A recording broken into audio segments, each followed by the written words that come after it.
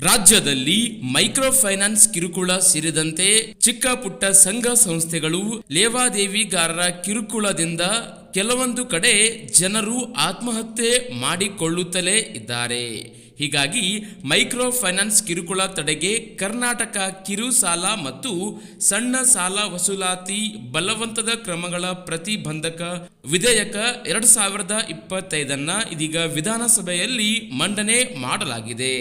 ಸಾಲ ಪಡೆದುಕೊಂಡವರಿಗೆ ಇದೀಗ big relief ಸಿಕ್ಕಿದ್ದು, ಮೈಕ್ರೋ ಫೈನಾನ್ಸ್ ನಲ್ಲಿ ಸಾಲ ಪಡೆದುಕೊಂಡವರಿಗೆ ಚಿಕ್ಕ ಪುಟ್ಟ ಸಂಘ ಸಂಸ್ಥೆಗಳು ಹಾಗೂ ಫೈನಾನ್ಸ್ಗಳು ಸೇರಿದಂತೆ ಇನ್ನು ಲೇವಾದೇವಿಗಾರರ ಬಳಿ ಸಾಲ ಪಡೆದುಕೊಂಡವರಿಗೆ ಇದೀಗ ಹೊಸ ನಿಯಮ, ಹೊಸ ರೂಲ್ಸ್ ಅನ್ನ ಜಾರಿಗೆ ಮಾಡಲಾಗಿದ್ದು, ಸಾಲಗಾರನಿಗೆ ಎಲ್ಲ ಮೈಕ್ರೋ ಫೈನಾನ್ಸ್ ಸೇರಿದಂತೆ ಸಂಘ ಸಂಸ್ಥೆಗಳು ಲೇವಾದೇವಿಗಾರರು ಹೆಚ್ಚಿನ ಬಡ್ಡಿಯನ್ನು ಪಾವತಿ ಮಾಡುವಂತೆ ಒತ್ತಾಯಿಸಲಾಗುತ್ತಿದ್ದು,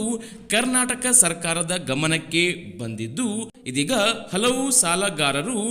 ಈ ಕಿರುಕುಳಕ್ಕೆ ಬೀದಿಗೆ ಬಂದು ಹಲವರು ಆತ್ಮಹತ್ಯೆ ಕೂಡ ಮಾಡಿಕೊಳ್ಳುತ್ತಿರುವ ಘಟನೆಗಳು ಇದೀಗ ಎದುರಾಗುತ್ತಿದ್ದು, ಹೀಗಾಗಿ ಇದೀಗ ರಾಜ್ಯ ಸರ್ಕಾರವು ಹೊಸ ಪ್ರತಿಬಂಧಕ ವಿಧೇಯಕವನ್ನ ಮಂಡನೆಯನ್ನ ಮಾಡಿದ್ದಾರೆ. ಹೊಸ ರೂಲ್ಸ್, ಹೊಸ ನಿಯಮದ ಪ್ರಕಾರ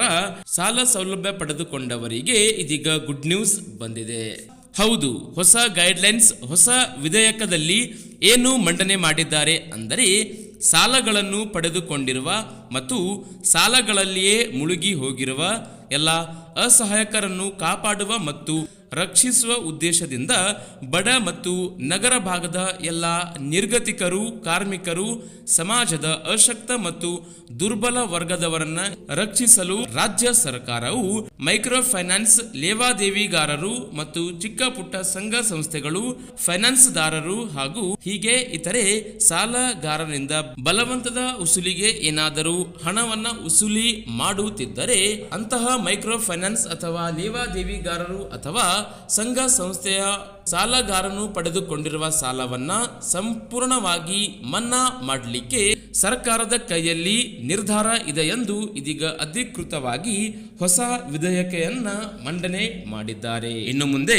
ಬಲವಂತಾಗಿ ಏನಾದರೂ ಸಾಲ ವಸೂಲಿಗೆ ಇಳಿದರೆ ರಾಜ್ಯ ಸರ್ಕಾರವು ಎಲ್ಲರ ಸಾಲ ಮನ್ನಾ ಮಾಡಿ